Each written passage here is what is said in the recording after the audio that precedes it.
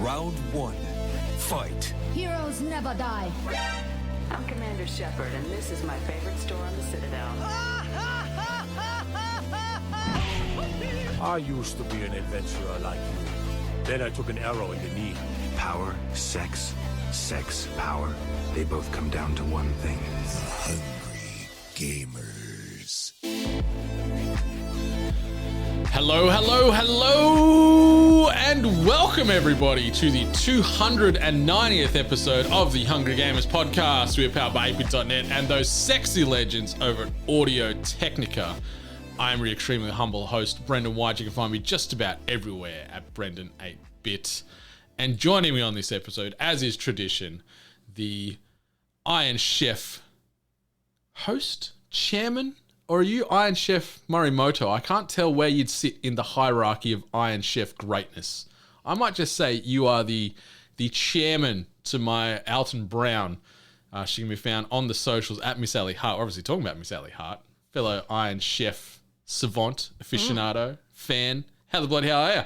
Doing good. What does he eat at the start of the Japanese one? Is it a pepper? Like he eats a little capsicum? I think he does. He chomps into the capsicum, and there is a bit of a capsicum nod or a pepper nod in the latest season of Iron Chef, Quest for an Iron Legend, which I finished last night. And big fan. I know we were sort of talking offline about this, and you were sort of saying you've heard mixed messages from Iron Chef traditionalists? Yes. The fan base have been a little bit vocal about it. I think a lot of them just felt that it was fine as a cooking TV show, but they shouldn't have slapped the Iron Chef labeling on it, I guess, and just like left it as its own thing. Maybe it didn't live up to what they had anticipated, but I've still yet to watch it. I will watch it regardless. There's a lot of chefs on there that I recognize and that I enjoy their work. So I just kind of want to see what they get up to and what it's all about. But I'm glad you liked it because, you're like the only other person that I really know that enjoys these cooking show competitions on an extreme level. So it was good. Like it's only 8 episodes, so it doesn't overstay its welcome. I think we were talking offline. The OG Iron Chef has got like 300 near episodes in the back catalogue, and then there's the American version, which is also a substantial back catalogue. But this one, they've sort of changed the formula out a little bit where normal chefs compete against the 5 Iron Chefs in air quotes, and if you beat them on the score, you go into the running to go to the final, and you face all 5 of them at once. And if you beat them, you get this gold knife, like this gold placard knife trophy thing, and become the Iron Legend, which is something that doesn't exist in the Iron Chef universe at the moment. So you watch all the drama and theatrics play out, and like obviously there's some pantomime absurdities going on with the chairman and everything else. But it's always just interesting to me to know these chefs are so good at their craft that they can get thrown an ingredient and go, okay, you need to make 5 revolutionary dishes in an hour, and they can just have like this Rolodex of recipes and just know that it's going to work. Like, I'm always so impressed, and I've got a lot of admiration for chefs, and then especially when you add it into like a reality TV show spin-off, it's phenomenal. And yeah, it's just good, easy, dumb fun. And you learn things watching these shows too, like how they're preparing things and mentioning flavor combination and stuff. It's really cool. And, everyone's favorite celebrity Australian chef who is on everything that America seems to produce, old Curtis Stone, he pops up. He can't be killed. He's everywhere. He's everywhere. And they love him. Like, they seem to think he's quite the catch. And it's like, oh, you guys don't know. If you just kind of just went to Australia, you could find them everywhere in Bondi. That's it. But I guess he was the first. He was the trailblazer. He was the Aussie that sort of got into America early. And because he was this big, blonde-haired, sort of beach-going looking dude. Token stereotype beach bum Aussie chef. That's it. He probably got on like Oprah or one of those shows back in the early 2000s, and it just sort of set him off from there. And he's got a million shows, a million restaurants. He's doing well for himself. Like, you're never going to fault someone's hustle. But Iron Chef, Quest for an Iron Legend on Netflix, 8 episodes. good fun if you like some cooking drama. You like watching masters of their craft just make crazy things. And you sort of root for the underdogs. You root for these, even though they are professional chefs competing against professional Iron Chefs. They're all very good at what they do. And it's just good fun. And then Mark Dacascos, who plays the chairman, just his theatrics and like dramatization of things that he does in it is so good, and I'm just all for it. So you got to give it a spin. I think. I will. I think the people you've spoken to, or maybe the internet, they've sort of been a little too harsh. It's a lot of the same formula, and it's enjoyable. Yeah, I'll still give it a go, and I'll report back to you. Nice. Well, I also last night did the back-to-back binge. I prepped all week for the final 2 episodes of Stranger Things Season 4 Part 2. Came out last night at about 5 p.m, I think, Eastern Australian time, and 4 hours worth of Stranger Things in 2 episodes. It's a big watch. But got my pizza, got my wings, and had my Stranger Things, and binged these 2 episodes back to back. And I've got to say, the Duffer Brothers and Netflix, they have hit this season out of the park. This is like a home run. Bases were loaded. It was phenomenal. Like, we sort of talked about this one before we started recording too, and you sort of fell off in season 2. And season 2, I think, was a little bit of a lull. But season 3, highs, and then season 4 just ascended even further. And people seem to be you can loving see it. in the quality and the budget, the acting, the themes, the pure amount of nostalgia they pump into this show. As far as we're 80s kids, so we know a lot of these references. We hear the songs, we see the shirts and the references to D&D and video games and all that kind of stuff, and it just hits all those touchstones. And oh my god, this is going to be, like I sort of said it on Twitter last night. I feel once this season's, like, this show's done, because season 5's the ending of it. Oh, they've confirmed that? Yeah, that's confirmed. Like, they'll probably do a spin-off, no doubt, as is tradition. But yeah, true. I think once this is all said and done, this is going to go down as one of the greatest shows of our generation. Like, I am that high on it, and this 4th season is just all the chef's kisses, and I'm sad that I've watched it all because I've got nothing else to watch now until season 5, that is apparently coming out in another 2 years, apparently. But I'm happy to have experienced it because it was very, very special viewing. So what was the choice in them separating the season? And it wasn't necessarily a major gap either. It was only a month.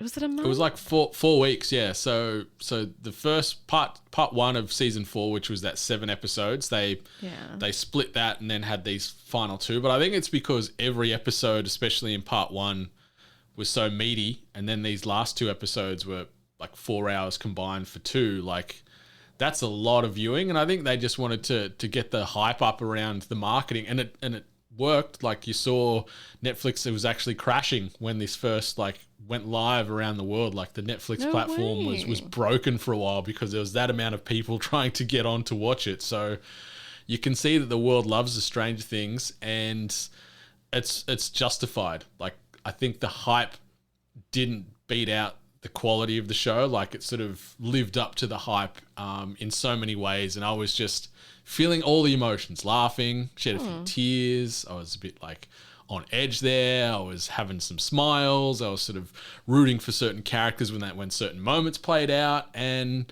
it's just a good time.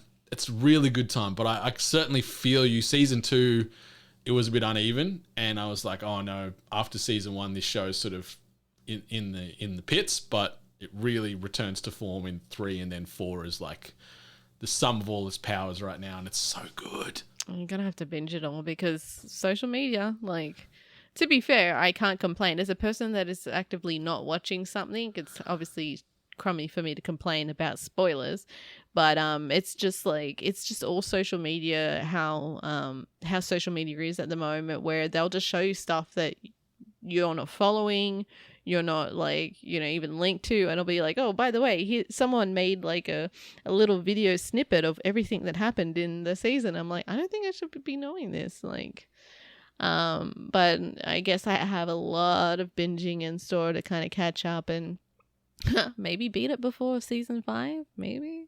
Yeah, well, you got 2 years apparently is the rumored sort of release for season 5, and the way season 4 ends, it sort of sets the table for some pretty epic things to happen in season 5 if they go that way. Who knows? But at least it ends on some big moments, and you're like, yes, I want more of this. And then you're like, oh my god, I'm gonna be 2 years older by the time this comes out, and the kids are gonna be older, yeah. obviously, because they're going through those teenage years.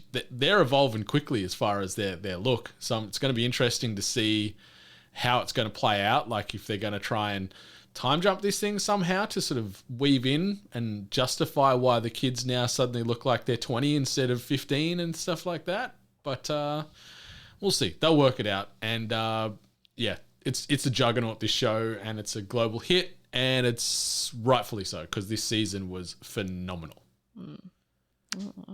Give it a look. Get there eventually. One day. But you've been watching something too. Yeah, I just wanted to give this show a little bit of a nod because sometimes, you want to throw on something just like in the background, or kind of just, you don't want to think, you just want to kind of enjoy yourself and not like delve into anything or think too hard, I guess is the best way of me putting it. But watching a animated series called Close Enough. It's done by the same people who did the regular show. Mm-hmm. And I just want to give this one a shout out just on the show because there's a lot of things in this cartoon where it's just about the lives of like people in their 30s. And just like from little different aspects of like someone who, two people who met when they were young and they have a small child and they're trying to live in LA. They're sharing an apartment with one of the people's best friends who was a college professor but got kicked out because he dated his student, and so he lives in the closet now. Like there's but there's just like so many references of like nostalgia and maybe even just like little bits of strife that we're all kind of encountering in this age in our 30s and such. And it's a decent like kind of digest of like being able to kind of laugh at ourselves as well. And I just thought I'd put this show out there. It's called Close Enough.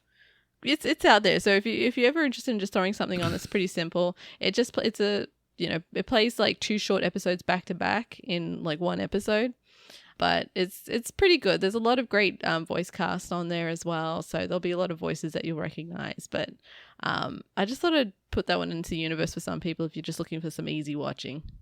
That hits 3 probably seasons? A little close to home. Yeah, at the moment 3 seasons. I think the most recent season was only in the last year or so. Nice. Yeah, 24 episodes, 3 seasons, available on a few platforms. And yeah, like if you like the regular show, like the art style is apples to apples. Like exactly. You can see that it's done by the same the same crew, like JG Quintel, I think is how you pronounce his surname. He created both those, and you can see his DNA all through it. Oh yeah. So yeah, I'm keen to give it a spin. And I like that it sort of is a different kind of animated show that deals with a lot of real world relatable things as being people in our 30s ourselves. So yeah. I'll report back on that one. And I see you've been playing some things. You were true to the word on one. You were talking up Fall Guys a treat last weekend. Yes. Boy, that game changed a lot. I am shite at that game now. But it was nice to kind of get back into it because I can kind of remember how what like drew me to the game and also the frustrations. It's been kind of interesting to seeing this push for their free to play, how they've changed to free to play now. So we're seeing a lot of fresh skins in these games, and a lot of people trying to figure out maybe what they're meant to be doing in the game. Mm-hmm. Also, the store and how you get rewards or how you buy cosmetics is pretty upfront. A lot of dollary dues that they're requesting. So there's that, but it's expected when you kind of go free to play. But yeah, it was good to get back into it, and now I'm really churning through it because now there's this like partnership or this kind of like reward system that they're doing now with Fortnite. So if you play a certain amount of rounds of Fall Guys, you get to unlock things in Fortnite. So I'm like, really? Well, there's some incentive to try and play both of those games at the same time. So don't tell me that. Now I got to go play Fall Guys to get some Fortnite bonuses. Yeah, just play it a bit. They've got the Halo skin cosmetic at the moment, like a little challenge that they've set out. But it's all like cross play now, so you know, if you're on PC, Xbox, PlayStation, or whatever, you can all play together. Or Switch, I think, is another option. Yeah, Switch is on there too. Oof, I'm not too sure how well that runs, but yeah, so everyone can kind of play together. So it's good. I mean, it's good for free gaming. If you just want to kind of get in there and mess around, you also can create custom lobbies as well. So, you know, you can just fill up a lobby with a bunch of friends and just go, you know, crazy with each other. So, yeah. I certainly need to give it a crack. I'll look at it this week and jump on, but I'll message you and try and sync where we can jump on together, because I don't think I want to play by myself. I want to play with some peeps. Yeah, it's been pretty tough playing with some random people every now and then. I'm like, wow, like talk about when I'm the good one in the team or the duo, then you know that you're in trouble. So be warned. And I also got to play the Teenage Mutant Ninja Turtles game.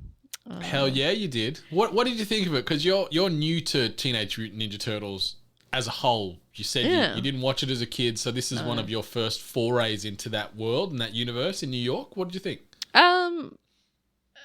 The characters are wild. A lot of them are very similar, just really buff animals, buff humanoid animals. Very staunch looking turtles, aren't they? Yeah. Well, not even the turtles, like the bad guys, like Bebop and Rocksteady, and then you had what was he? A mole?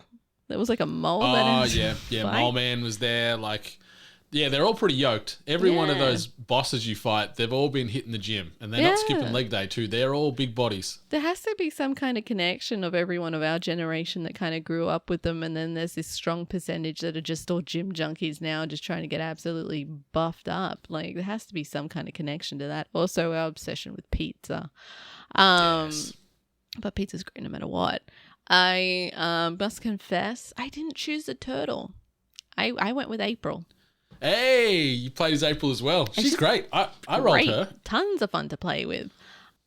But like overall, I'm like, how do you play this game with 6 people? Because I only played with me and my husband. So it's just 2 characters on the screen. And sometimes we got lost. Like there was a lot of like chaos on the screen. So I have absolutely no idea how you play this with 6 people, because it was chaotic. It was fun. Like, it reminds me of old school arcade games back in the day. But yeah, I couldn't imagine playing this with any more than two players, to be honest. So we somehow made it work with 5. But yeah, there was moments when you're popping your special abilities and the animations are sort of churning. And if you're all popping them at the same time, it was just like the screen was whitewashed with abilities and enemies flying this way and that way. And you're like, I'm pretty sure April's in there somewhere amongst this pile of madness, and then you just let it all play out, and then you just keep going. But yeah, it does get pretty busy on the screen there. But are you a bit of a Turtles fan now? Did you play through the full 16 levels and roll credits as well? Oh gosh, no. I thought we were close to the end, because we got up to like 8 levels, I think. 8 or 9. And I'm like, it would have to be 10 levels, right? Because we got up to the... Oh, did we get past it? Like, I remember seeing the Statue of Liberty. So, but yeah, like the other thing I'm going to be fully honest about this game is I would not pay full price for it. Me either. Like how quickly we got through those levels, like, and reading online where it said that just to do a playthrough of it is 2.5 hours. I don't see the replayability on that unless you're an achievement hunter or like you go for trophies or such. So Game Pass seems like a great option to play this game. I don't know how much it's going full price, but it's $54 here in Australia. Oh, that's rough. That's pretty rough. Yeah. No, like what we mentioned last week, I think when I first talked about it, and what Ali just said now is, if you're a Game Pass member, or if you've got an Xbox or a PC, it's on both versions of Game Pass. So sign up. You can get your $1 for the first month worth of Game Pass if you don't already use the service, and play the game that way. Because 50 buckaroos for a game that you might only play through once, maybe twice, and get, let's say, 4 or 5 hours combined. Yeah, that's a good chunk of change for that type of output you're getting. And yeah, I'd go the Game Pass route for sure. Yeah. I mean, do whatever you want. Like, you might see the, the money in it, or you might be just a big Teenage Mutant Ninja Turtles fan that you're like, I don't care, I'm going to buy it. But this is just being honest for anyone else out there that maybe be on the fence or have been thinking about it. Like, I know how I would have approached this game, and I just thought it would be brutally honest with what I would not pay big money for it. So yeah, because it's interesting. They released it digitally like a week and a bit ago now, but the physical version of this game isn't coming out until the back end of July. So they've sort of got a physical release in 3-ish weeks or so, but you can get it digitally now. So depends on if you want that physical box on your shelf with your games, or if you want to just play it as soon as possible. You got two options there. Sadly, you just got to wait a little longer if you want that physical version in your hands. yeah. But it's fun. Yeah. And shout out to April O'Neil, the red-headed news reporter in that fantastic yellow jumpsuit, swinging that, doing the literal mic drops when you press the button to sort of get your special ability points up. Yeah. She's great. Yeah. Well, shout out to my husband, who thought I was just being really annoying by doing her little taunt all the time until I had to mention that it went to the bar. He just thought I was being that annoying sibling who just hits the taunt button a lot.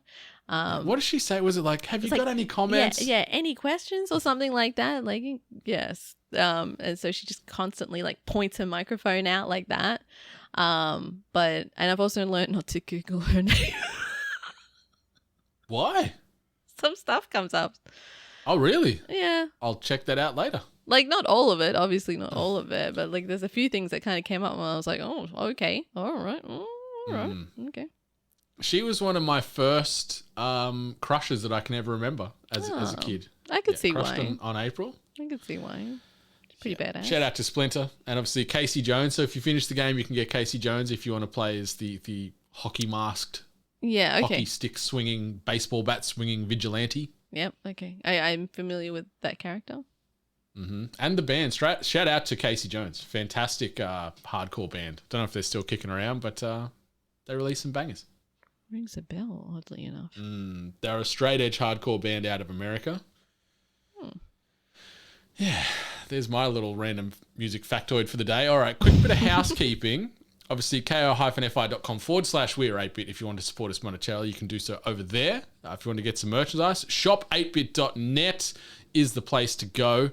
And we're running still a giveaway for an ATH GL3 gaming headset from our friends at Audio Technica. To enter, all you've got to do is simply screenshot your review or rating that you've given THG or any of the 8-bit related podcasts on Spotify or Apple Podcasts. Send it to us on them socials at weare8bit on Twitter or Instagram, or if you want to email it to us, hello@8bit.net, and you go into the draw. We'll announce that winner in the next couple of weeks.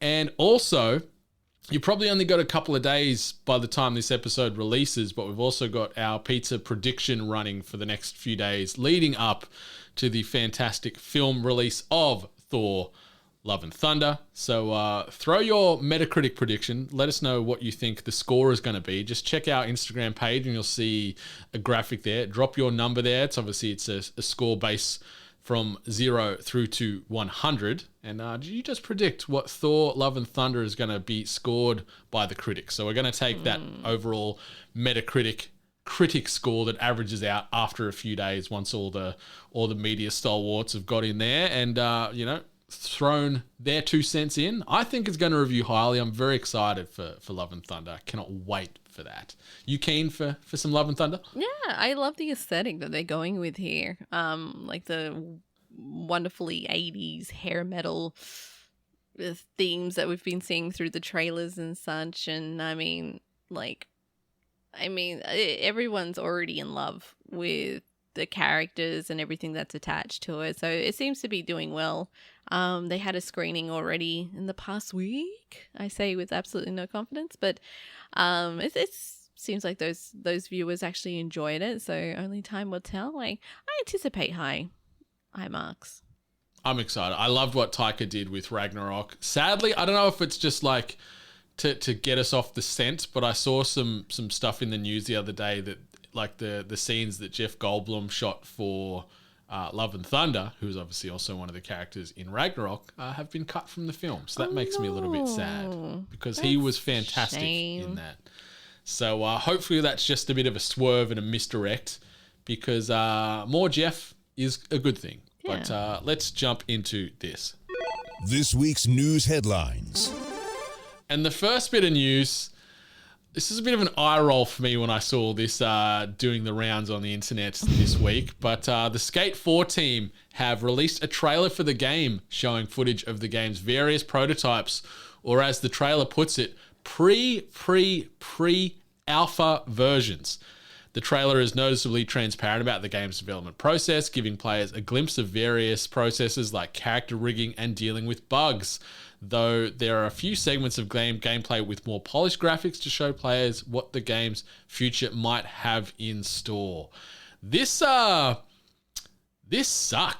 To be completely honest, like obviously Skate 4 or Skate, I think is potentially what they're going to ultimately call it as far as like the resetting of the franchise. Yeah. This game was announced, two E3s ago, where they just said, we're making a game, and that was it. Like, no graphic, no trailer. 2 years on, they show us, like, I like that we get some behind the curtain, and I'm not going to shit can the people at EA for being transparent in that regard, but this is not how you build hype for a game. Like, this, at least for me, this went the opposite way, where I'm like, this game's years and years and years away. I already had no expectations. Now I have even less, because it feels like, I don't know, like, I don't know the thought process of why they decided to release this. Like, can you understand, like, can you think of a reason why they do this? I mean, we talked about Skate 4 recently. I believe it was either about the Xbox event or the news in the previous week of Tony Hawk 3 and 4 non-existing. And I think we kind of have actually said, like, we have not heard anything else about this game since its initial announcement. And what the hell are they doing? Why haven't we heard anything? And now they've released this little trailer thing. I mean, it's good. I guess I'm wondering if maybe there were more voices much like ours kind of saying, like, why have we still not heard anything about this title? And maybe they received some kind of pressures from shareholders or whatnot, saying, like, show something, like, you know, prove that, like, something's still going on, or that we're making something like that. So that's the only thing I can think about why they would do something like this, and why they would show it in this kind of form. Because some of the comments I saw, people aren't game developers, and they obviously don't really have any idea about anything. But some people just saying, like, this is all you've done in 2 years. Yeah, the internet's wild. This is a non-win for me, because, like, I don't really care for Skate. I never really played the original one, so I'm not really chewing at the bit to play it or, you know, find out much about it. I was only ever curious about when we would hear about it again, and here we are. Yeah, it's interesting. Like, I guess the Skate loyalists might have been excited to actually see this game exists, in air quotes. Yeah. Like, very, very early. Obviously, they said pre-alpha. Yeah. So you can see how early in the development cycle we are. And I know a lot of human hours and energy and skill goes into making a game. I'm not going to discredit anyone involved in this development process, but this is not a way you build hype for a game, at least in my head. Like, as far as the marketing machine, this is not a way to get people excited and keep talking about Skate 4 or Skate, or ultimately whatever they're going to, you know, name this thing when it comes out in 2030. But yeah, like, I think in this regard, it almost would have been, at least from my standpoint, no news is good news instead of this news. Yeah. I don't know. I guess am I wrong in that thought process? I don't know. I guess so. Like, the only other thing that I can think of, and kind of exactly how this was essentially presented, is like, well, then why, instead of, first of all, calling it whatever, well, maybe they didn't call it, but news outlets are calling it a trailer.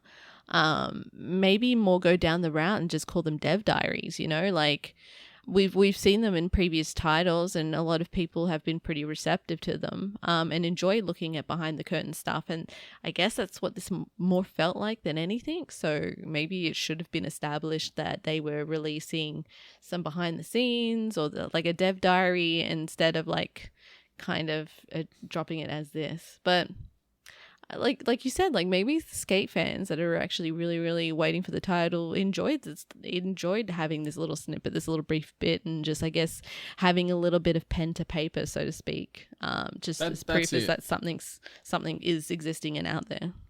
Yeah, I'd love to know if any skate fans out there did pop any stiffies when this trailer released, because it's interesting. Like, I'm not a skate purist. I know some people that love that franchise, and maybe this was what they needed to see them through for the next few years, to know that EA are doing right by this IP. But it just went opposite for me. Like, I had, like you mentioned as well, we got no skin in this game anyway, and it feels like now I've taken a step further back, because it was presented as a trailer. I like the idea you mentioned, like maybe they do like a YouTube series, like a development diary type of thing, where they can show these changes and updates and what they're working on, instead of releasing this almost as like a hype trailer, where it did the opposite for me. De-hype, anti-hype. I don't know what the opposite of hype would be. De-hyping trailers in the gaming space is becoming a regular thing. Maybe for me. I feel like it's been a few times now where I've kind of said, like, the more trailers that they release, the less hype I'm getting. So it's happened to me in the past. So yeah. But this certainly missed the mark from my perspective. But I guess we'll see. Maybe in a couple more years we'll see only some pre-alpha instead of pre-alpha footage coming out. But maybe. Yeah, just the fact that there's 3 pre's before the alpha, this game is a long, long, long way away. Mm-hmm. So be patient. But if you don't want to wait that long and you want to play something a little bit fun, a little bit funky, Renovation Simulator House Flipper snuck its way onto Xbox Game Pass this week. Wasn't announced, wasn't on any sort of Game Pass upcoming schedules. It just sort of stealth dropped in there. Microsoft didn't have any official announcements, but it just appeared overnight in the recently added section. I don't know if you've played any House Flipper. I've watched a few friends stream it on Twitch, and it looks fun. It's a nice little chilled out sim game, and I think I'm going to be playing a little bit of this over the coming weeks. I think I finished House Flipper. I didn't think that there was an ending, but yeah, like I got to the ends of it. I'm curious to see if this version that they've released on Game Pass, maybe it might have additional content, because I think I played this a while ago now. But it's a great little cozy game of just like being given like decrepit homes and, giving these tasks of like, cleaning, renovating, painting, doing up, and then you yourself can also invest in properties and turn them over and then sell them at a profit and such. It's a very curious game, and I always thought it was kind of niche, but it's actually done extremely, extremely well, and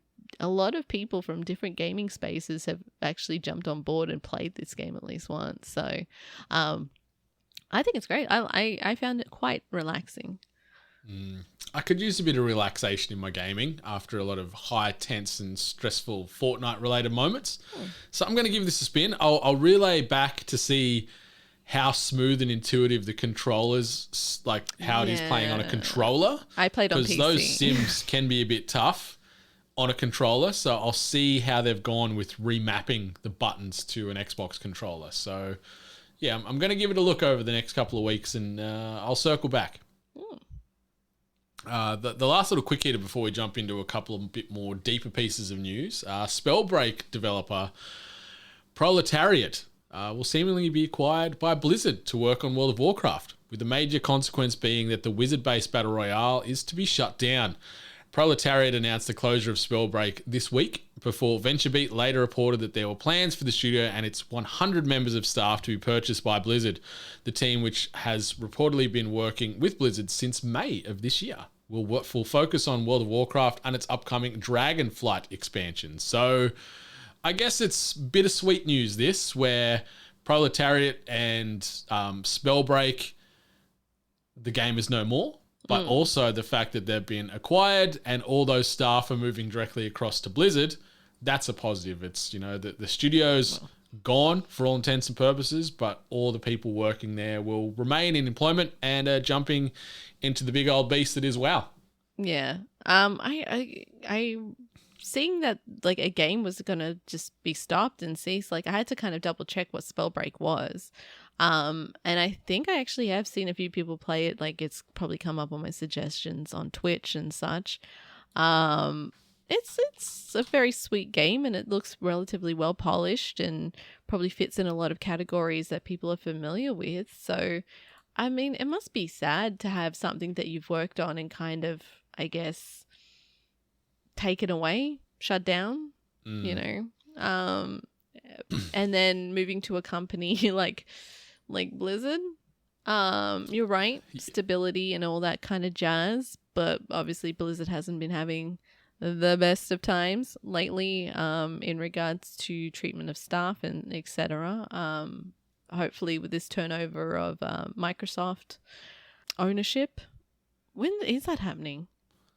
Well, they reckon it's going to be completed officially by, I think it was June 2023. Like it's gone through the voting stages and are now the like the American, you know, governing bodies are, I think they've voted to approve it and pass the purchase. So it's chugging along slowly but surely. But yeah, this felt like, I haven't played a minute of Spellbreak, but I remember watching Aclay from a couple of MTCs playing a bit of this and being pretty hard about it, and it looked pretty funky as far as moving, like bringing in the magic or mage based elements of the game into a battle royale formula. Sure. And I always wanted to play it, but I never did, and it looks like I'm not going to. Yeah, won't be doing it. Yeah.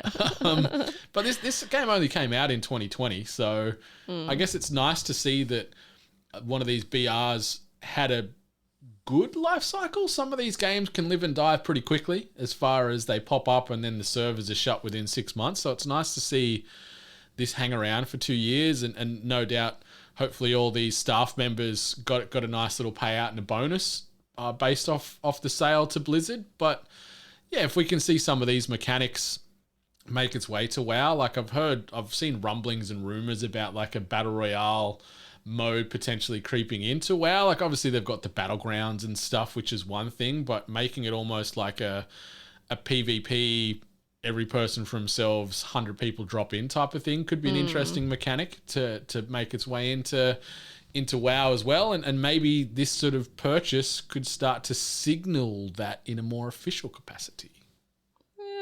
I know, like the thing that, like, in saying that maybe it was a battle royale or success, you would only assume that if they were acquired, that maybe if it was so great, they would take over the IP. But you're right, like maybe they're just taking what they know, what they've learned, and then gonna just apply it to the WoW.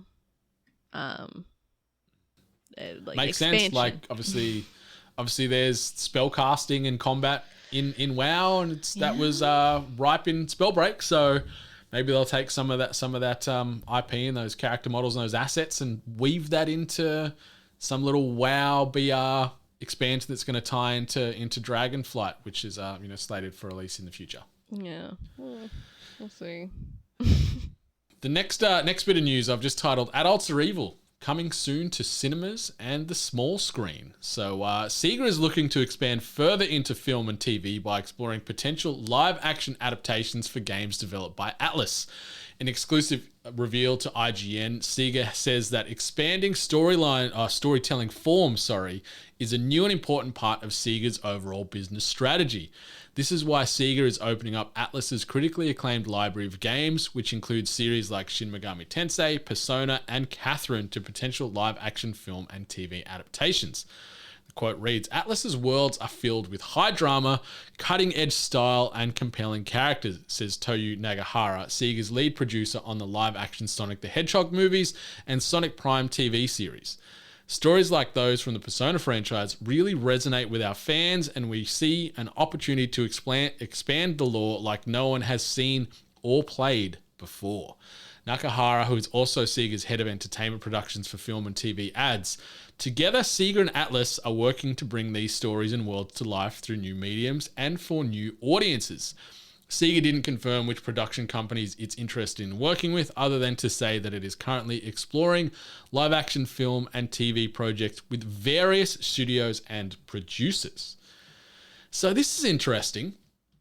You know, we've talked a little bit over the years as far as these IPs and the messaging and the storylines and the tone of these games. And I could see it translating to the screen. How successfully, I don't know. I think it would very much depend on the studio, and also if they try and make it more appealing to everybody. Like, and what I mean by that is do they try and lower the rating of the game so more people, rating of the movie or the TV show so more people could watch it? Because I think something like this and the themes that they explore, this has to be like an MA type of rated system here for Australia. Like, it is some serious and very adult themes, and some heavy shit happens in these games. Yeah. So I don't think you can water it down. I think you got to show that full, like, head on. You can't sort of skirt around the themes and the tone and the drama and the bad things that your characters experience. So I think this could work. Just hopefully it doesn't get destroyed like what they did with Death Note on Netflix, for example. Sure. Fantastic manga, fantastic anime, pretty shitty live action adaptation for Netflix. So hopefully it doesn't follow that path and does something a little bit better. I don't know. What do you reckon about this? Are you interested? I could see Catherine being a really good, like, raunchy kind of movie. I'm a little bit hesitant on Persona being live action. I just think they could have just kept it animated, and it would also obviously depend. Maybe they would just not use established games and create their own new a new collection or a new story to follow. But I mean, Persona is loved for the story and the characters, and obviously the art style aesthetic. Like, everyone loves the music that is attached to it too. So it would just seem weird to essentially take all that is loved about it and then, like, try to just make a live action thing that has its name and has ideas about it. I don't know. I just would rather just watch full on anime of it. These are always, like, risky things to do, especially talking about moving into live action and then putting it in a public facing thing, like you shone light on, is like, are they going to make it more, I don't know how to say it, but like for the norms, like for the people that aren't gamers, for the people that aren't into anime, the people that more are mainstream. I guess mainstream is probably the best word to say. Because like, are you going to change it so it fits into that box, as opposed to being loyal and true to the tones and all the themes that are within these IPs? So I don't know. It's a bit weird with these ones, including because, like, the tones, like the things that they deal with, is pretty raunchy. I wouldn't be sad at all if they went, you know what, this medium is going to fit better if we just made it into an anime or an animated show for Netflix or Amazon Prime or streaming service XY, because you've already got the base to build off there. You don't have to try and worry about casting and all those controversies that come with all of that. You can just take those character models and just change the animation style from what you've seen in the games to the screen. But it's going to be interesting. Like, I just hope we see it done well. Obviously, we saw that first pass with the original Sonic the Hedgehog movie when they leaked the first images of how Sonic looked. Then obviously the internet got very angry and they had to go back to the drawing board and pump a lot more money in it to rebuild those models.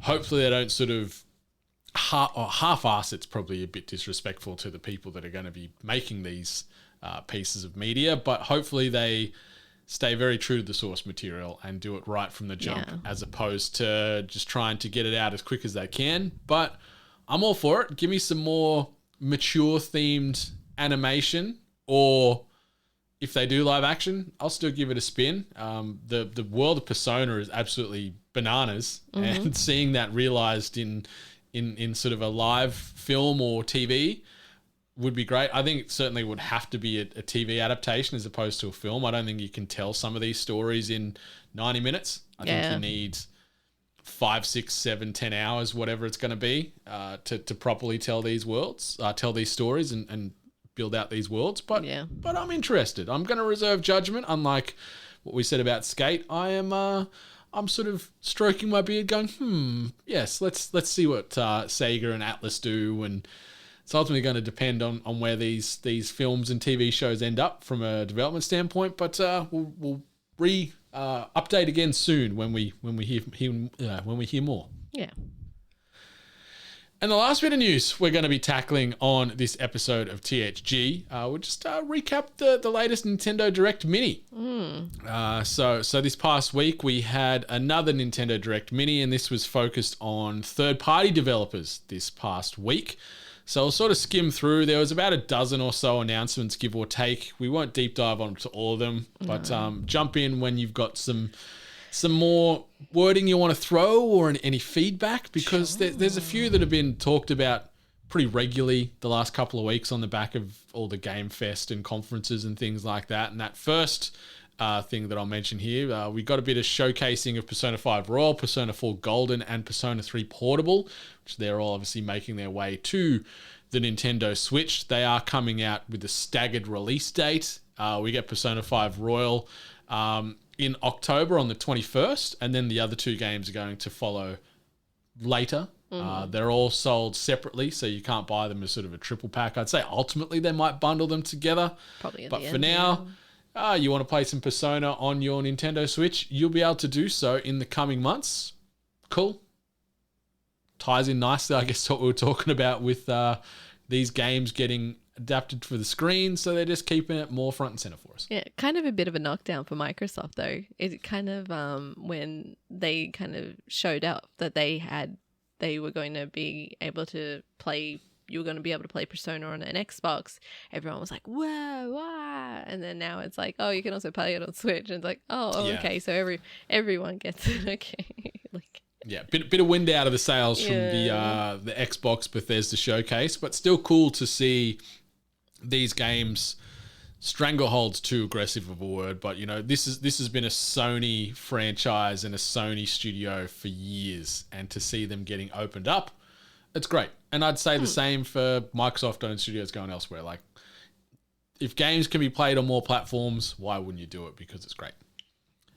We also got the Mega Man Battle Network Legacy Collection officially announced, and it combines all 10 games.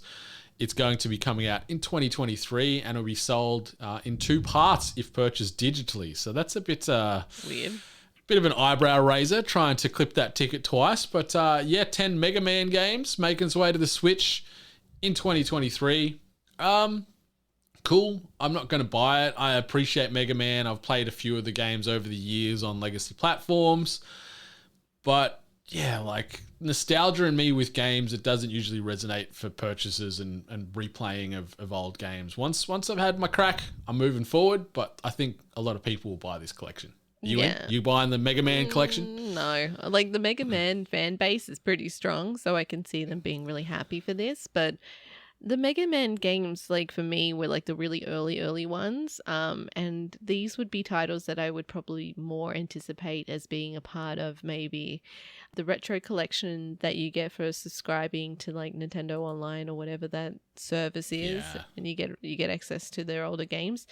Those Mega Man games, which I do like, is what I would be more anticipating on that service as opposed to buying this particular collection. Yeah, I'm with you. Completely agree. Yeah. Completely agree. If you could weave some of those games into that Switch Online service, or open it up and they get bundled into Xbox Gold or PS Plus, like if these could jump onto other platforms in a bit more of a reduced capacity, I'd be happy. But I'm sure a lot of Mega Man fans out there will be clamoring for this Battle Network Legacy Collection in early 2023. Yeah. After that, Mario plus Rabbids Sparks of Hope has gotten a release date, and we don't have to wait too long at all on this one. It's going to be coming out on October the 20th. They also included the introduction of Bowser as a playable character. Yeah. I love the Rabbids. I don't know if I've ever established that on this podcast, that I'm big on the Rabbids universe. Like, I love the Rabbids. They are the right level of crazy, psychotic, just weirdness that I just really have enjoyed. However, this game is not my type of game. I don't really like these kind of is it turn-based? No, it's turn-based strategy games. Yeah, I'm not really big into them. It's adorable. I've seen other people play it. I like how they act and the little quirky things that they do in gameplay and such, and seeing the rabid versions of Mario characters is very adorable, but and a bit creepy, some of them, like the Princess Peaches and stuff like that. Like, some of us like the creepiness. But unfortunately, when it comes to actual gameplay, it's not for me.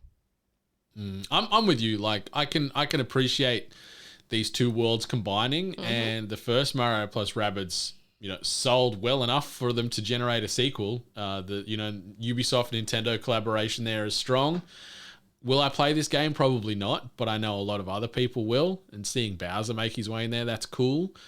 I've got to ask: is this? Am I on the money here? And are Rabbids sort of like this generation's Lemmings? Possibly, like different games, but as far as the characters. I honestly really appreciate you making a connection to the Lemmings, like, because someone has rudely said to me, like, "Oh, Rabbids, aren't they like minions?" And I'm like, "Oh, dear God." No, I think that's probably the right angle that you're going with there. I had the games, like the Rabbids games, on the Wii. Like, really? You were in? I was in. I was stupidly into Rabbids. I even had like a cute little figurine that used to sit on my desk. But yeah, like I think that's a pretty strong connection. By the way, people don't need to let me know out there. I know everyone hates the Rabbids. Just letting you know. That's a strong opinion. No, people hate them because they don't talk. They just yell or, do kind of like mumbly talk. So. Yep. Yeah. They're very divisive, the old Rabbids. I don't hate them. I'm bang smack in the middle, but shout out to Lemmings. Shout out to one of the OG strategy games. Yeah. It was a banger. Love that game. All right. We also got a confirmation that Portal Companion Collection has already arrived on the Switch. So this was announced available later on the day of the live Nintendo Direct Mini. So you want to get amongst Portal and Portal 2, you can do so now on the Nintendo Switch, and it will include local split screen and online multiplayer as well. Portal, fantastic series. Never played it. Hell of a time. Thoroughly recommend playing it on something because it is everywhere, as evidenced by now being on the Switch. And it's just so clever and interesting, and it gets the brain ticking. Yeah. Gets you thinking. Gets that grey matter working. It's really good. Yeah. I should play it. I never really thought about playing it like locally, like split screen. Hell yeah. Which would be a bit fun. So I might have to look and maybe getting my hands on that one. You should. The next announcement, Nier Automata, the End of Yora edition. It's making its way to the Switch as well. So obviously this epic action RPG, it's one of the best of the last several years. Probably unanimously said that by many people. Is coming out on October the 6th. And this Nintendo Switch version will include all previously released DLC as well as Nintendo Switch exclusive costumes. So if you are yet to play Nier Automata, it is also a game that is on every platform. You can have the chance to do so on the Switch come October the 6th. So October is starting to fill up more and more with some additional releases and notable titles and new collections coming out. So get Nier Automata, the End of Yora edition, into you on October the 6th on the Switch, should you choose. The next one, I'm excited for this. I want to play Harvestella. So Square Enix announced this new game, combines RPG elements and worlds with the lifestyle sim gameplay of Stardew Valley. The cool thing is coming out on November the 4th. And something that's a little different with this game. So you're playing as a villager, collecting your materials, growing your farm, all those sort of life sim tropes. Mm-hmm. But what you need to do is prevent the quietus, which is the season of death. And it's pretty much inevitable. It's coming up. And so you've got this finite life cycle with your farm and your life where you need to build and prepare for quietus, where either you or your fellow villager people are going to die, or maybe you can prevent it to prolong the game and keep going. So I like that there's a bit of a different change, a bit of a different wrinkle to the lifestyle sim archetype.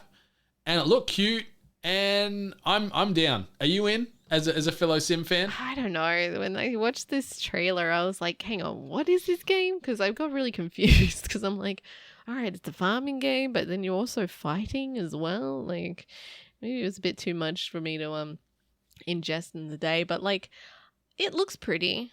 I don't know. I guess I'll have to just maybe look into it a little bit more because I wasn't completely sold on combining the two elements. Yeah. It's a bit much. I just want to... Could be divisive. Yeah, I usually just want to relax when I'm doing my farming games. I just kind of want to just do my thing, relax, have my little farm, pat my little animals on the farm and just, forget about the world. Not have to rid of the season of death. Yeah, quietus. It sounds pretty morbid, but yeah, it's this is farming with consequence potentially. So we'll see how it goes. Just realized what I was wearing. Yeah, Stardew Valley shirt, and it's a death metal Stardew inspired Valley Stardew shirt. So that really actually retcons what I just said. Yeah, I'll look into it then. I'll eat my hat or my shirt, I guess in this case. Yeah, you're committed. But yeah, Harvestella coming out on November the 4th.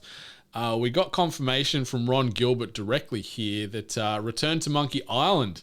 It's coming to consoles, and it's going to be making its way first to the Nintendo Switch, as opposed to PlayStation or Xbox. Or PC. Or PC. So this is coming in 2022. The world was very excited for this Return to Monkey Island game. But also there's been a bit of discourse that's come off the back of this announcement, and Ron Gilbert has been involved in a lot of internet drama with very angry gamer fans saying very, very negative things towards him as far as this game's planning. And on the back of that, he's decided to no longer announce things personally or talk about games or things that he's working on coming up until it's actually out now. So he's sort of done a full step back and said, you know what, internet, fuck you guys. Try to do something right here. You've come at me with your pitchforks and your torches and you're just being dicks. So I am going to ground. And I understand why. Yeah. Internet's a pretty shitty place. Sometimes it's better just to be a viewer on the outside than actually participate within it. I loved Monkey Island. I love my point and click adventures. Point and click on the PC. I understand about going this new route in design, but it's throwing me off. It really is bugging me out, and I can't get over it for some reason. Like I like the style. Like the style's pretty cool, but when I'm seeing these characters which I'm familiar with, which I've although saying that I went from pixel to kind of cartoon drawing at one stage, but something about it's really throwing me off and not making it feel nostalgic or familiar or like connected. It's like it's bugging me because I want to like it and I want to be excited, but yeah, I don't know. Stubborn. I don't know. It's shitty because I want to be excited. I want to be happy about it. Well, you can try and point and click your way through this game on the Nintendo Switch at the back end of this year, should you choose. If it allows you to sort of, instead of move the joysticks around and you can just like finger tap the screen, as far as that can be the way to navigate, that'd be a much smoother and quicker experience. But we'll see. I'm with you. Like the art style, it's familiar but alien, and it sort of throws off the nostalgia feel as far as thinking of the OG Monkey Island games and how it looked and what it's become. But I'm down, just as long as it can nail the tone. That's the biggest thing. Hopefully the writing is still as witty and funny and clever. So as long as it can nail the tone, I think it should be a good time. Yeah, that's true. Oh, yeah. I'll wait. We'll see. We'll see. We also got Super Bomberman R2, which is a new game announced that's coming to the Switch in 2023. And it's got a castle mode that lets teams of up to 15 players blast their way to a treasure chest while one player acts as defense to try and stop them. You can also create and share custom battle stages. More Bomberman. Bomberman's fun. It's fine. I'm not a big loyalist to the franchise, but it's a game that I've enjoyed when you can get into that multiplayer madness and play with friends, family, and foes. So, yeah, more Bomberman, Super Bomberman R2 coming in 2023 to the Switch. No, not a big Bomberman fan, but looks cute. Yeah, yeah. We also had Live Alive with the demo officially announced. So this is obviously a cult classic RPG making its way to the Switch with the new HD 2D look. The full game is coming out on July 22, of this year. So in a little over 3 weeks, or a little under 3 weeks at time of recording here. But yeah, you'll be able to play the first 3 chapters right now via the Nintendo eShop. I actually want to give this a look. I want to try and play this demo to sort of feel it out and see if it's going to move the needle for me. So I'll report back on that too. It looks cute, but yeah, no, also not my thing. Yeah, maybe a bit of Monster Hunter Rise Sunbreak could be a thing where they sort of dove deep and sort of revealed and showcased more of the roadmap, letting you know when these free updates are coming, what they're going to consist of, so on and so forth. So we got a pretty good deep dive on Monster Hunter Rise in the Capcom showcase just about 2 weeks ago now, so more of the same there. We got a gameplay trailer then for Sonic Frontiers, which is the free roaming game making its way to Nintendo Switch. They also showcased a new look at the combat. Is this exciting for you? I know you're the resident Sonic fan. Are you in on Frontiers? No, not really. As I've previously mentioned, I kind of dropped off Sonic games around like Sonic 3, and when we started getting a bit 3D with the Sonic games, I never really enjoyed them. We've obviously seen more of this Sonic Frontiers game, which originally looked like it was just some game modded to have Sonic in it because the styles were completely off. We have since seen different stages and such, but it's still in that kind of like Sonic Generations kind of like perspective of being behind Sonic and going down like one single path. It's not my kind of thing. So, but I mean, there's a lot of people that are a fan of that style of Sonic game, so hopefully they'll enjoy that one. That's it. And the world's mad for Sonic. It's it'd be silly for them to stop making these games, especially with the hysteria off the back of the 2 films. We got a new trailer for Minecraft Legends, which was fine. Not a big needle mover for me. We've talked about Minecraft Legends a little bit off the back of the Xbox showcase that was a couple of weeks ago. Cool. The next one, though, I thought this was one of the winners of this Nintendo Direct Mini. It's called Blanc. And it's where you play as a fawn and wolf cub, and you've got to work together to find their way home in the snow.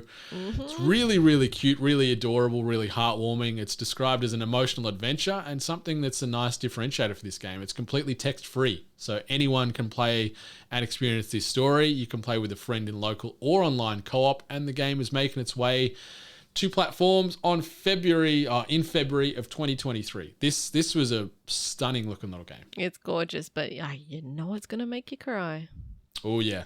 I am going to be very fragile after playing this game, I think. The next bit of game we're going to talk about here, Disney Dreamlight Valley. So it got a little bit more love. Another one of these sim games, but in the Disney universe. The game is going to be released in early access on September the 6th, so you don't have to wait long at all. We've talked about this a couple of times since it was announced only maybe, 3 months ago, I think? Maybe not even that, but I am down to play Disney Dreamlight Valley. I am so in. Yeah, there's like You a little less so. I'm like, I don't know, because I'm still not 100% on what the game is, but there's something about rubbing shoulders with certain like Disney characters or just establishing a homestead next to one of them. Like, I was like, all right, maybe. All right. It's so absurd, but I think it's going to work. We got then announcement regarding Dragon Quest Treasures, which is a spin-off from the mainline Dragon Quest games, coming to the Nintendo Switch on December the 9th. Looks interesting. I'm not a big Dragon Quest guy. Like, I've played it sparingly over the years, and I had fun with it, but I just haven't sunk enough time into it to probably have a more formed opinion. I liked Builders. The Dragon Quest Builders that they released. I wasn't too sure if this was similar to that, but I mean, if we have to hear that damn song again, though. Oh my God, tell me about it. Every time. Got nightmares. All right, Little Noah, Scion of Paradise was the next game they showcased, and that's a new roguelite action game, and it's actually out now. So this was another one of those cheeky stealth drops, which is kind of cool to see, where they announce a game and boom, you can play it right away. So if you want to jump into that and play with Noah, who along with her cat Zipper must explore ancient ruins, recruit allies, and fight enemies and bosses, you can do so right now via the Nintendo Switch eShop. Looked interesting. Roguelites, I'm very up and down on that genre. Yeah. Some games really, really hook me. Then other ones I'll play it and I'm like, you know what? This ain't for me. I'm out. Yeah, exactly. Just got too many things out at the moment where even those ones that you take a gamble on, you second guess. Exactly. So we'll see. The other one, this next one that I want to mention, certainly piqued my interest as well. RPG Time, The Legend of Wright. So Kenta is an aspiring game creator who is working on their first hand-drawn RPG, and you play through Kenta's notebook with over 200 pages worth of puzzles to solve, draw, and erase. It's coming out on August the 18th, so a little over 6 weeks' time you'll be able to play this. Really cute style, very interesting premise here, and this is another one where I'm like, okay, I might seriously consider picking this up on the 18th of August. Yeah, it was definitely very unique and stood out. And my only query about it is how accessible it is to a younger generation, because it has that connection to like a young kid dreaming of being a game dev or creating his own game, and a lot of like imagination and arts, and like I just think that, like, based on the idea and the concept of the game, I hope the game itself is accessible to kids of a younger generation, so they too can kind of get inspired by it, because it looks very delightful.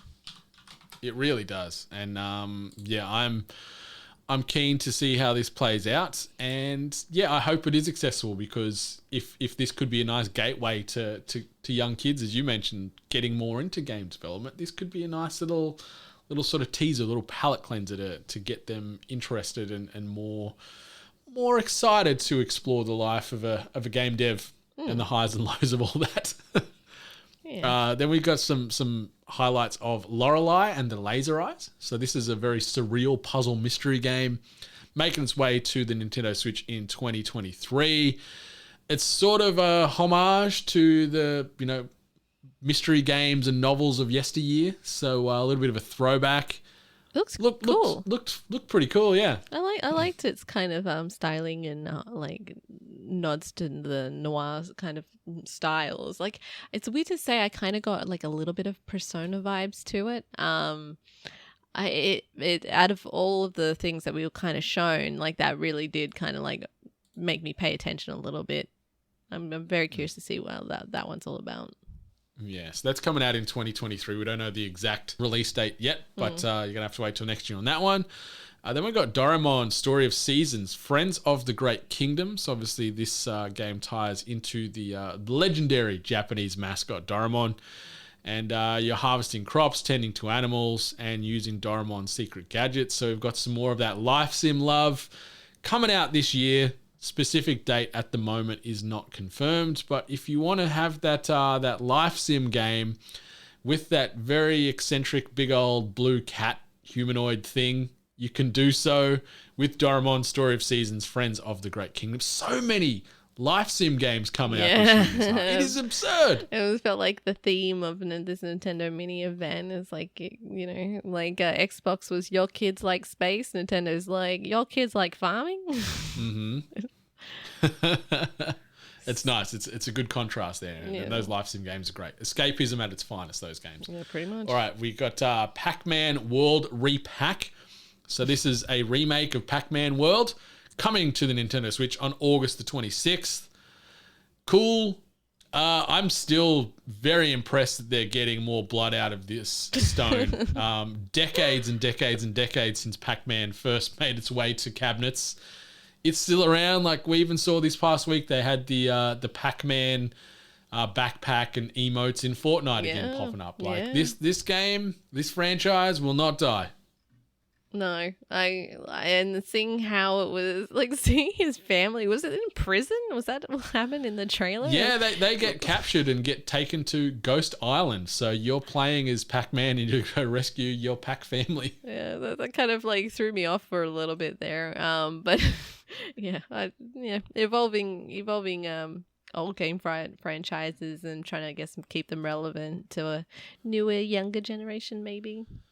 Indeed. Then we got some highlighting of the game Railgrade. So anyone that's a fan of those rail management sim games, this one is coming out later this year. Are you in? You're shaking your head very aggressively. Yeah. You're down for Railgrade? I spent many an hour on Railroad Tycoon on the PC. Like a lot. Like ridiculously a lot. Like I don't know what had me obsessed with that game, but when I saw this one, I was like, oh, is it another one? But it's similar. I'm on board. Choo-choo. Choo-choo. Indeed. Coming out later this year. And the last game in regards to this Nintendo Direct Mini is Captain Velvet Meteor, The Jump Plus Dimensions. So you're playing as a young boy who recently moved to Japan with no friends. Damien chooses to instead live his life in his imagination as the superhero Captain Velvet Meteor, who teams up with his favorite manga characters to help escape a mysterious world. This game is coming out later this month, going to be on the Nintendo Switch on July 28. Looks kind of cute. Like, reading the synopses, I'm like, oh, that's some of the things I really like. But then in the trailer and the game, it didn't really hook me so much. No, it didn't really sell me either. There's something about it that kind of, I guess, it sounds stupid, but felt juvenile about it. Felt very kiddie. And to be honest, like I definitely didn't pay attention too much to when this one was playing. Yeah, missed the mark for myself. But overall, this Nintendo Direct Mini, it was okay. Like, they rehashed some of the news we already knew of. A couple of new game announcements like Harvestella, I'm very interested in. Blanc, and then Disney Dreamlight Valley were the three that sort of hooked me. And then obviously you mentioned, Lorelei and the Laser Eyes looked very distinctive and stood out amongst this group of games that they showcased as well. Yeah, and Railgrade. Bring on the railway tycoony goodness. What did you say? Choo-choo, right? Choo-choo. All right. Let's jump over to this. Tweet of the week. And this tweet comes via way of @EA. Obviously, that is Electronic Arts' official and primary Twitter handle. And they tried to get on the cool internet hysteria. What do we call this? Meme wagon, I don't know. Yeah, meme wagon. The thing that's doing the rounds and everything on all the platforms. And the tweet reads, there are 10, but they only like playing single-player games. So this felt very, very, very, very tone-deaf to me because, with EA, they've famously closed down a lot of their single-player focused studios. Like you think of Visceral Games, who's done Dead Space. They got closed a few years ago, only for them to now be remaking a Dead Space with other studios amongst the EA umbrella. And then even think of like the games tied into the Star Wars franchise they're making, which are single player games. So old and existing franchise studios that are under EA getting all kinds of disrespected in this. And you read the comments and you read a lot of the responses to devs either working at EA or, were let go when their studios were closed, all pretty much saying, yeah, EA, stick it up your ass. This is, pretty mean. You're being a bunch of wankers. And I just wanted to shed some light on that because I thought it was very tone deaf and really missed the mark. Yeah. Unfortunately, right now we're in a stage in like social media where corporations or, the face of corporations appearing in a social media space, we're seeing like edginess being rewarded and hyped up a little bit. Certain studios, it works. The team Sloth that do Among Us. They have a great social media manager who's usually out there causing some brilliant creative chaos. And then obviously the team at Devolver have known to put out an interesting tweet or two. Unfortunately, when you're a face like EA, like you are a big group, and then you kind of put out something like this that not only makes you look bad, you are representing a whole group of people to make them look bad, and you're also then shitting on your, other people that are similar in the industry. And it definitely did come through really tone deaf, really, really cruel and shitty as opposed to like hilarious and edgy. Yeah, they definitely got reprimanded for it. A lot of people were mad about it, so I think they had to put out an apology. Yeah, afterwards. they circled back and tried to backpedal a little bit on what they were saying, but yeah, it really missed the mark. And I think you nailed it. Some of these studios, their social media awareness is phenomenal as far as the content they come out, and it's very on brand. But this just felt like some corporate suit saw one of these TikTok videos about, he's a 10 but, or he's a 6 but, or whichever version they want to go with, and let's do that. Someone spin up a great tweet, and let's get all the awesomeness off the back of that. And yeah, this was a big old misfire from EA, who misfire pretty regularly.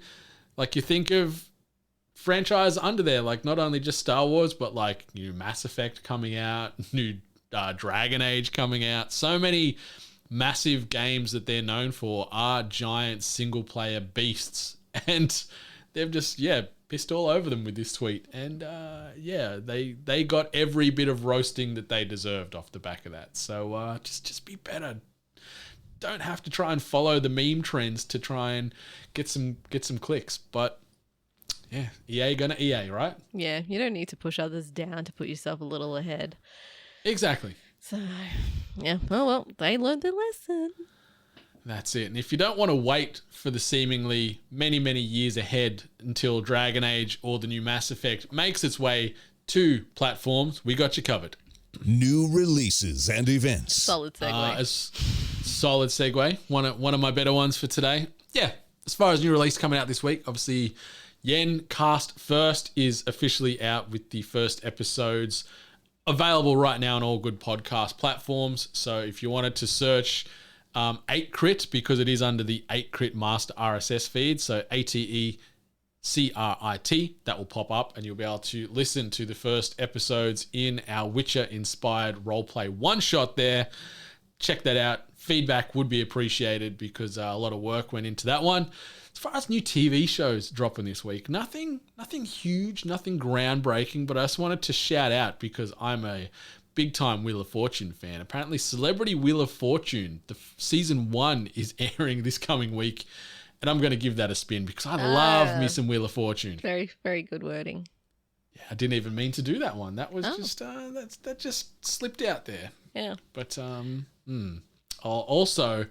I'll get a tea, please, Miss Hart, for Thor, Love and Thunder, which is officially making its way to the cinemas this week. We already mentioned it is part of our pizza prediction as well. So if you want to get some tasty slices on us, head on over to Instagram.com/weare8bit and predict the Metacritic score for Thor, Love and Thunder to go in the running to win yourself some pizza from 8-bit. I can't wait for this movie. We talked about it at the jump, but I'm just very excited and I feel it's going to be great. And yeah, I'll be excited to talk about this on THG 291 next week, because I'm going to be checking it out on that Thursday. The second it hits the screens, I'm going to be there. Games coming out this week, outside of the ones we mentioned in the Nintendo Direct Mini that are already available on that Nintendo eShop, which I'd thoroughly recommend checking out. You can also play Match Point, which is a tennis sports simulation game. So if you're enjoying tennis, you want to relive Wimbledon or the French Open or the Australian Open, you want to try and be Nick Kyrgios and spit at fans like you did this week, you can maybe do so in Match Point. We also got Arcade-ageddon coming out this week on just about all platforms. Klonoa Fantasy Reverie series is coming out this week, and Madison. So 4 very unique, distinctive games available on just about every platform, as well as those games on the Nintendo Direct Mini we announced earlier.